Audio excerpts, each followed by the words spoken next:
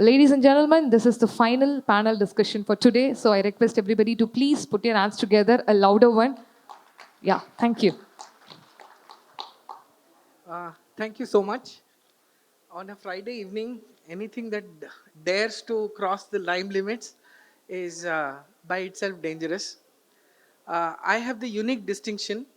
There's a lot common between me and Ravi Shastri.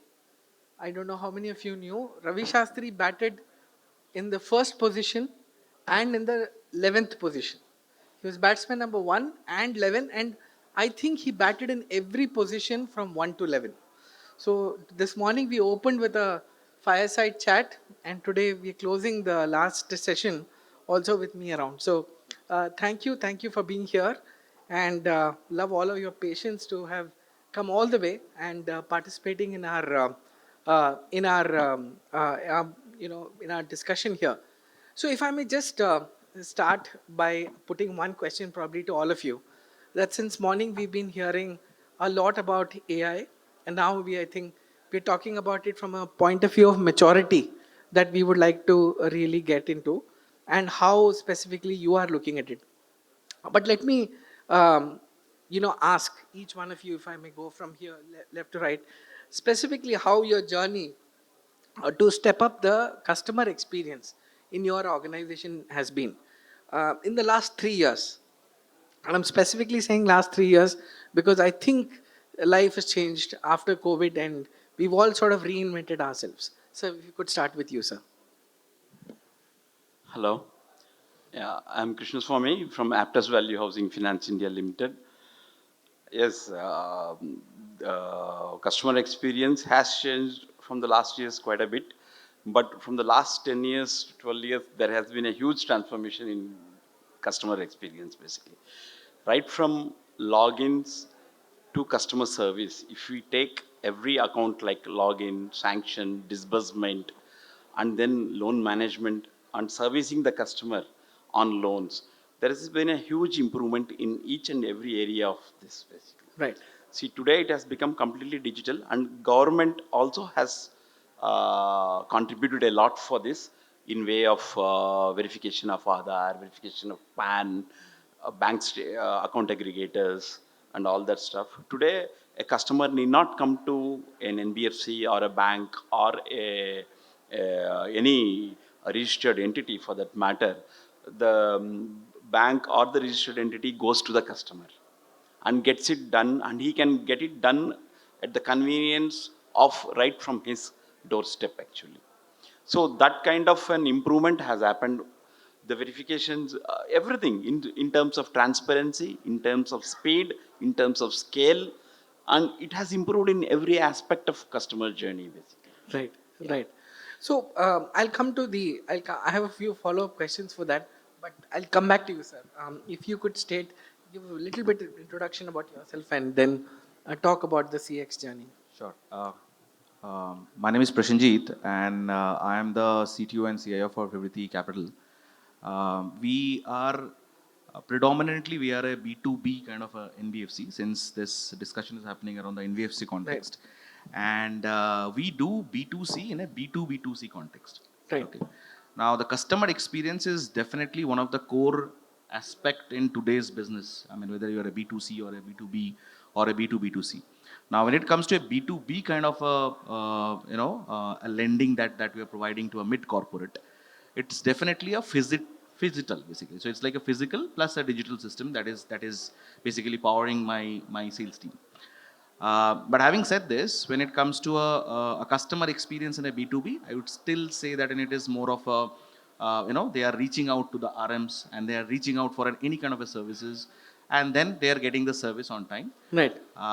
But when it comes to the B2B2C, that is totally automatic. That's Right. how we have basically defined it, because it's a very tailor made. So the systems that we have built, it's totally I would say like it can accommodate any kind of asset classes. So currently in our Apollo system that we have developed, which has almost around 36 type of asset classes. So you can understand the diversification that we have in our co-lending kind of a business.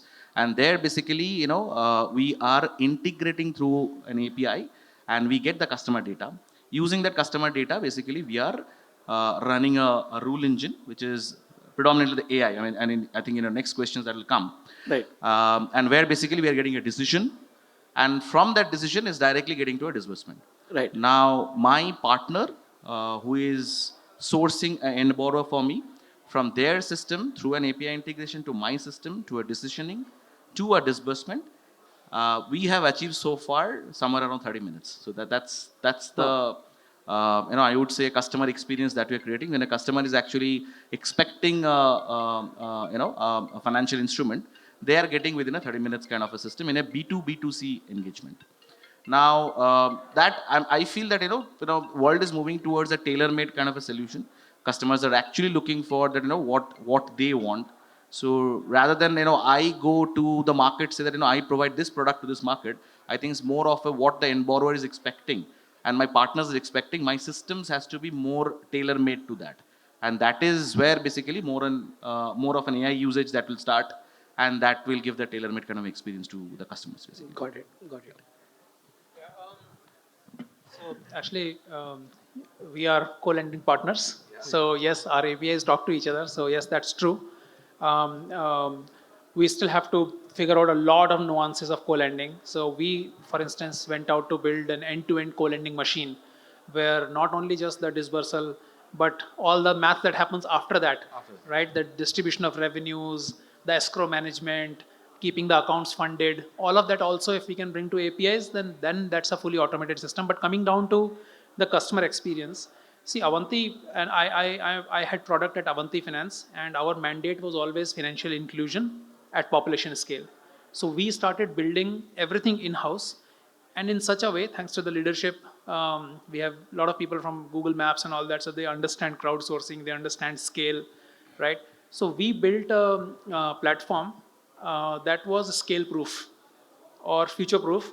So now when the government is catching up, where they're saying account aggregator, OCAN, ONDC, all sorts of things, we kind of prepared for it. At So we that don't have to level. adopt. So for instance, when RBI came out with household, we had already thought about it, and we didn't have to do a whole bunch of, we did have to do some things, but we were already prepared for it. Having said that, see, there are three aspects of it. UX, which is this button, this swiping, quick, and all that. Then there is customer experience, which is, in my case, for instance, I should not be wasting more than 30-35 minutes of my customer, because every minute is livelihood for them. That is customer experience. Are they being treated at par with me, or are they, hey, give him a loan, that kind of attitude and all that? And we are branchless, by the way, completely. So, but again, 35 minutes, including legal, including everything, no second visits, right? All documents, everything taken care of. And then comes the life experience, the LX, which is if I engage with, let's say, a woman from district Maharajganj in UP, if she stays my customer, then maybe first loan she took was 10,000 rupees for her 1 acre farm input. The second loan should be probably a 60,000 rupees loan for creating a little pond by the side of the farm. The third loan, probably because she has been with me, should be probably I should hand her over to a bank, Right. which can give a loan of at not at 25%, 23% NBFC rate, but she can, because she has proven her point, can I help her build her own life? So I think we know all these noise of AI, ML, everything. We also need to be human enough to understand what is it adding to bottom line, yes, but what is also adding to the long term life of my customer. Absolutely. So I think that is a metric that is somewhat getting missed. Very good. And that's great. Yeah. I mean, see, we heard about LTV, right? That's a long, the lifetime value. But LX is a new word that I have learned here right now. Yeah. And that's great. But, just as you know, the follow up question will be on how you've used AI as a topic. So if you could come in the reverse order because you have the mic, Yeah. about how you've integrated AI.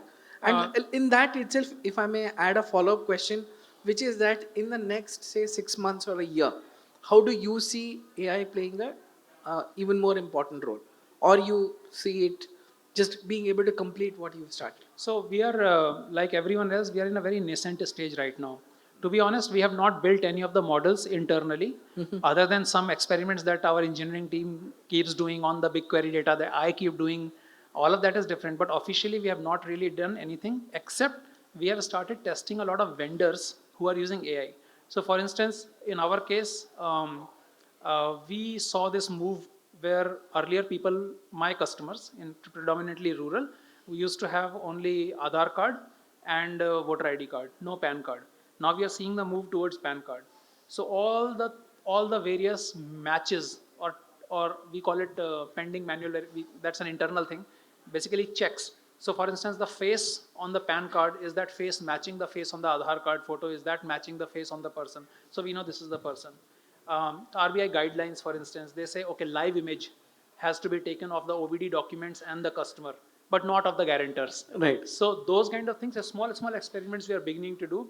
And I have to say that the technical rejections of something not matching, some number galat typo, those kind of things itself is actually adding so much to efficiency, because even before filling the application, even before going into investing that much time of the field officer, we are able to say that, okay, first correct this. Right. So almost I would say around 30% up efficiency gains we have seen already, just by adding the correct vendors. Wow. The vendors are also very, very open-minded at this point of time, because when we say, hey, your face match is not working, they go back and actually improve their API, and within 15 days they say, we have tweaked the model and you will see much more.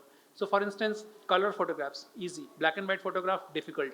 And voter cards, 16 different kinds of voter card moving around in the country, mostly many of them black and white. So those kind of small problems we are beginning to solve. We are not, Avanti per se is not right now at that place where we are running complete risk on AI ML models, but even now we are seeing significant improvement. So, if I may just put it in a slightly different way, in 6 months' time, what can we expect will be the state of affairs in Avanti from an AI perspective? Oh, that's easy to answer because I know the roadmap. The onboarding will be much more seamless. Co-lending will be much more seamless, and we would have experimented with the first generation internally, I would say, of risk models. Wonderful, wonderful. That's quite a bit of a improvement from your beginning, right? The great part about ML is that once you set up the model, you only have to tweak the model. So it's not like you have to, Recreate it. the whole coding. So let's say you set up a model and then the model can work itself for a while, and then you can do the next generation. So that gives us a lot of insights. Got it. Again, I'm saying that not based on my organization experience, but personal experiments. What you're seeing. Got it. But it is on the roadmap. Got it. We decided to start small. That is Good. Great. So, what about you? Yeah, so I think the use cases that he just mentioned, like, it's of course we are co-lending partners. So what happens that, once he, collects the information, collects the data, he will have an API integration with my system. And once it's come to my system, so there is the rule engine that runs. Of course, 3 years back when we were actually developing this entire co-lending platform, it initially started with a rule engine that we should be able to collect n number of data for that particular end borrower. When I'm saying n number, this can go to thousands, and then we should be able to run a logic around it so that you can get a go or a no go decision. And we are very clear that in co-lending business, because sometimes this month end and all the sourcing our partners they do, it goes to again thousands, like probably 50,000 cases that is coming on a day. It is humanly impossible that somebody is going to the system and checking that and then taking a decision. You need a rule engine that will basically take the decision for the organization. And then gradually there is a AI component that basically started. Right. That's how basically it started, that whenever we are getting that data, and then there's a model that runs, and then that gives you a go no go kind of a decision.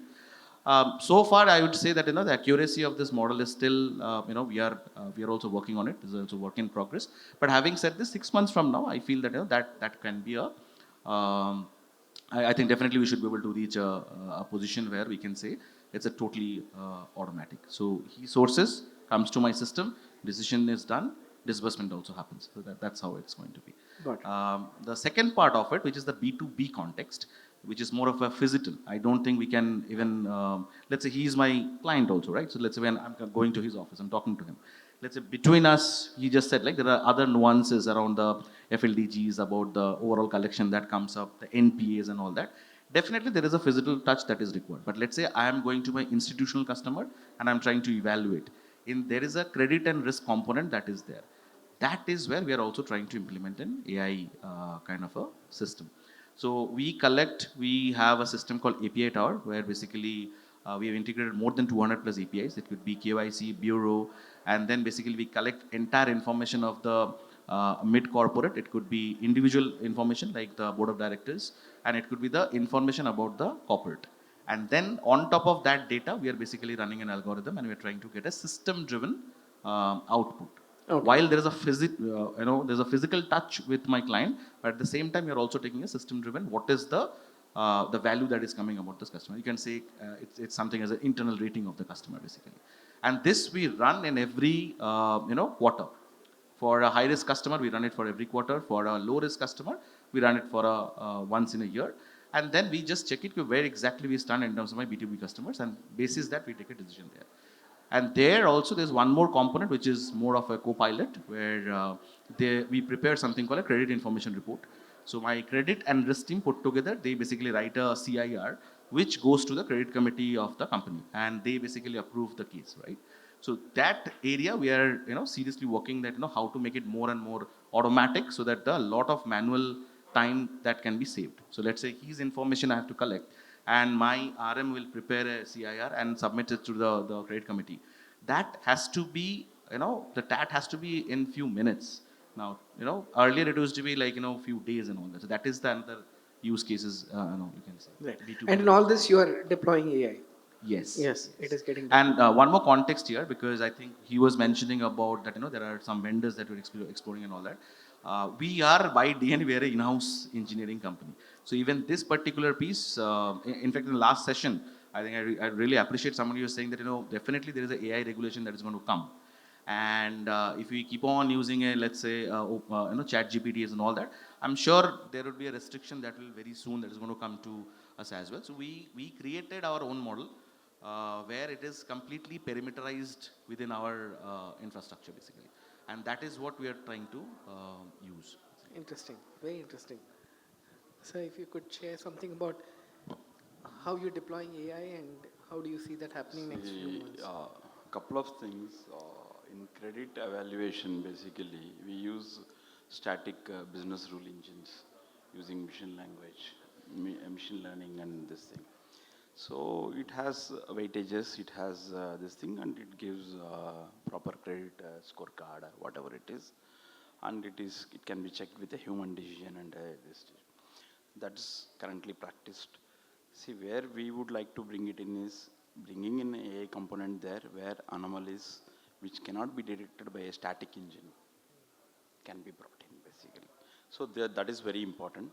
The second part where we are doing again in credit evaluation, which is currently in testing, is in the video PD. We are having a video PD where the whole conversation is converted into a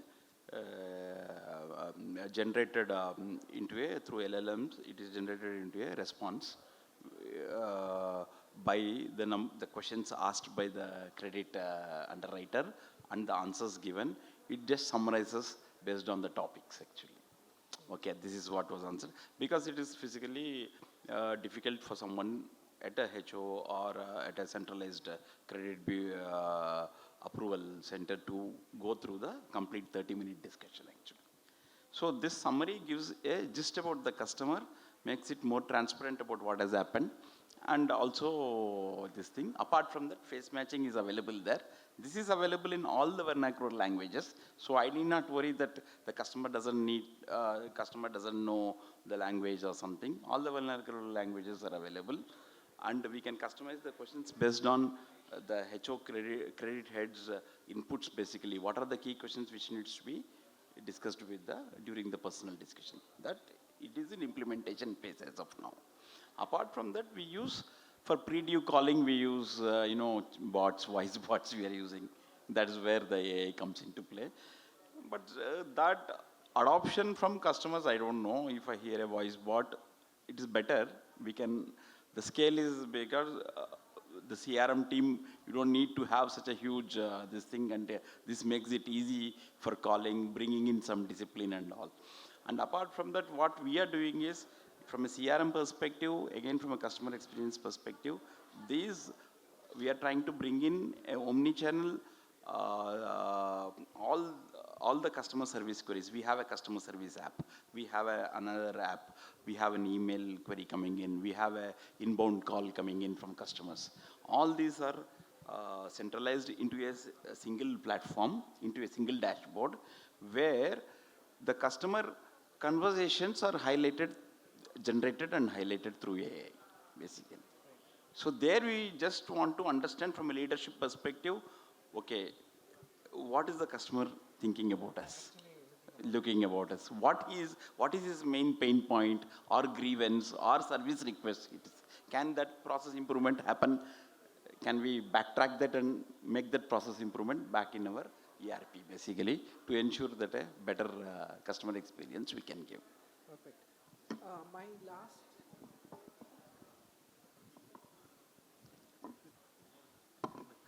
So my last question to all of you, and if you can look at the outcomes, because all this we obviously doing to get certain business outcomes. So from your perspective, what are some of the business outcomes that you think you've been able to impact, or you are maybe going to be impacting? We got a qualitative input from all of you, which is that things are getting better. You're able to assess the risk much more. You're also able to crash the times, becoming more efficient, also catching the customer sentiment. That's given. But any other business outcomes that you think you've been able to impact? So let's start with you and then. Yeah. See, business outcome in the sense actually, see, the quality of the proposal at the end of the day, or the quality of the loan book itself, that's a huge business outcome. And these processes improve the quality of the loan book. Because, see, even in technical, we are doing a small implementation in AI where we are standardizing, okay, technical valuation, our technical guy goes to the field, he has an app, he does a technical valuation report. But the missing fields of addresses are filled. We are standardizing the addresses basically there. And we are also giving him just a cursory glance at what is the valuation prices around that locality. Okay, so that the valuation is in line with the expectation of that area or whatever it is. So, and what it does is cross-verify it with a legal, when it comes for a legal approval, the boundary verification, this cross-verification happen. What happens in all this, the whole entire journey is what the business outcome is from a customer perspective, he gets transparency, he gets the speed of disbursement. From an organization perspective, what I get is, I get a quality customer, I get a better customer, I get a quality loan book at the end of the day. My loan book quality drastically improves basically. Yeah. That's a very concrete. Yeah, so I'll probably give you three outcomes. So outcome number one is the headcount.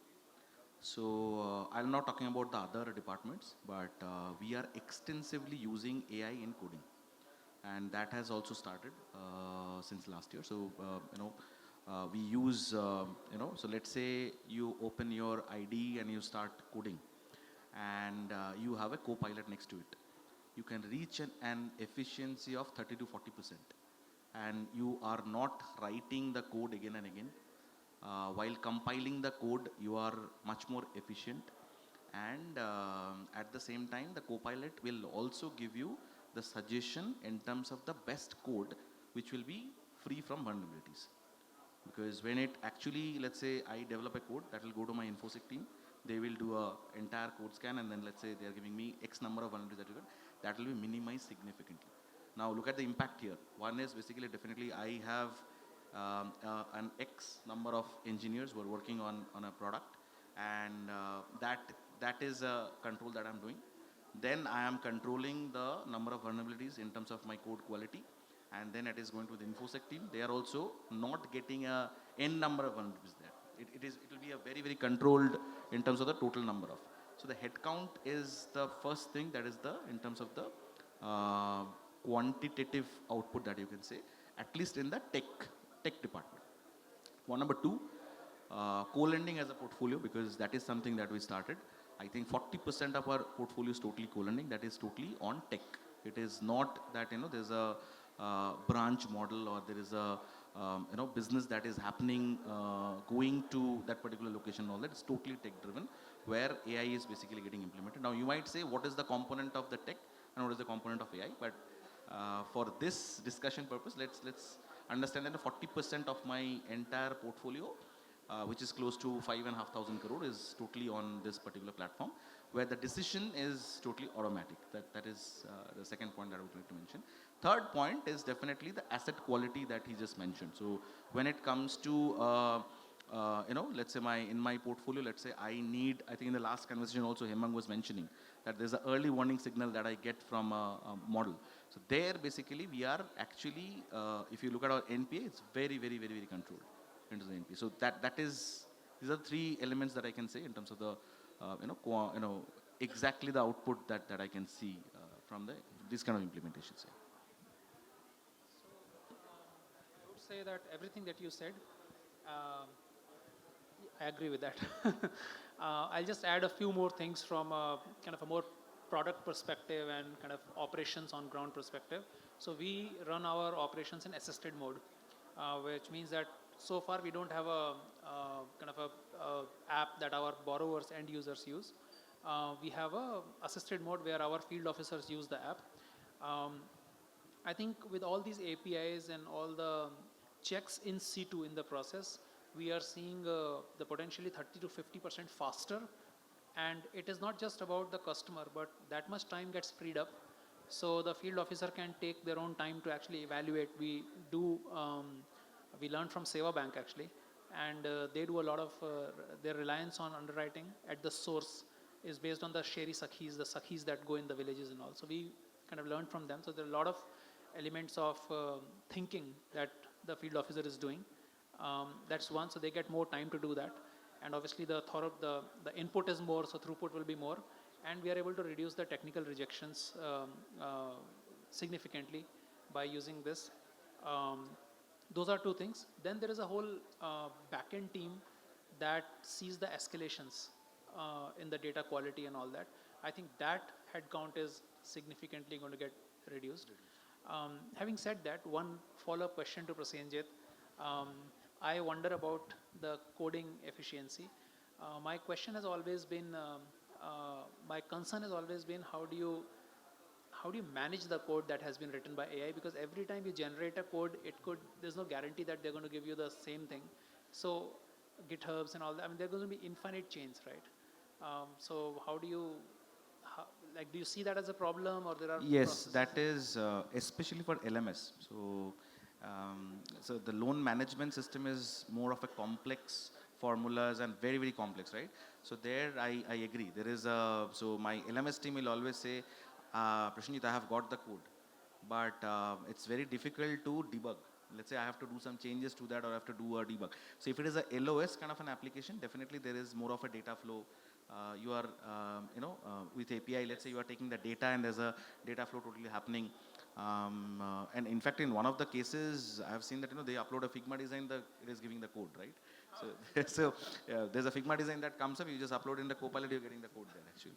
So, but yeah, in LMS kind of an application, definitely I think that's the core of it. So there basically, yeah, I agree. They are still, so we are using it, but I cannot say I'm not using it, but very, very mindful about it. With the code, what it generates, you have to have a tap on it in terms of the logic that you're getting and how exactly you're going to change that. Let's say there's a change request that is coming on top of that. The engineers has to be very, very careful in terms of the code that has come from the Copilot. Sir, can I add one more metric to it? Which is in many of these financial institutions, there will be a template of a loan. Like housing will have a template, or agriculture input loan will have a template. And on top of it, we build loan applications as a copy of it. I think with AI coming in, the application to template ratio is going to become meaningless. So today we have, let's say, in our company, the system allows us to have more than 500 loan products live, and around 700 we have deprecated also. So imagine that kind of loan application, but a million loans. I think we will go to a place where we'll have a million templates. It is that highly customizable. Right. based on livelihoods, based on seasonality, festivity, personal conditions. That is going to be a reality. And there will be no interface Absolutely. that I can imagine. That'll be amazing because I think if that happens, then will be customization, personalization at its best, and the whole system becomes very efficient. Yeah, You use a mic. PS will also go down because the cash flow of the borrower, his income schedule is will be matching my mapped. repayment schedule. Correct. Absolutely. So fantastic, guys. I mean, this is a subject which is very, very fascinating. We heard many interesting stories like this through the day, and just goes to show how vibrant the NBFC world has become in the last almost 12 years or so. So many thanks for making us and attending our on our invitation. Wonderful, and thanks once again for being Thank here. you so much. Thank you.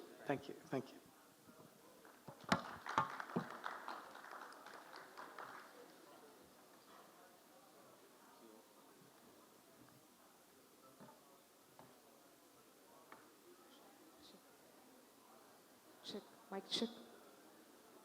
Thank you so much, everyone. I request Mr. Sundar sir to please present the memento to the speakers. Mr. Krishnaswamy, Mr. Prashanjit Datta,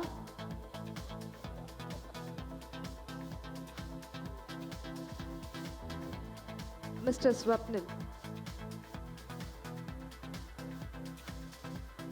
Now I request Ms. Tarunima to present the memento to the moderator.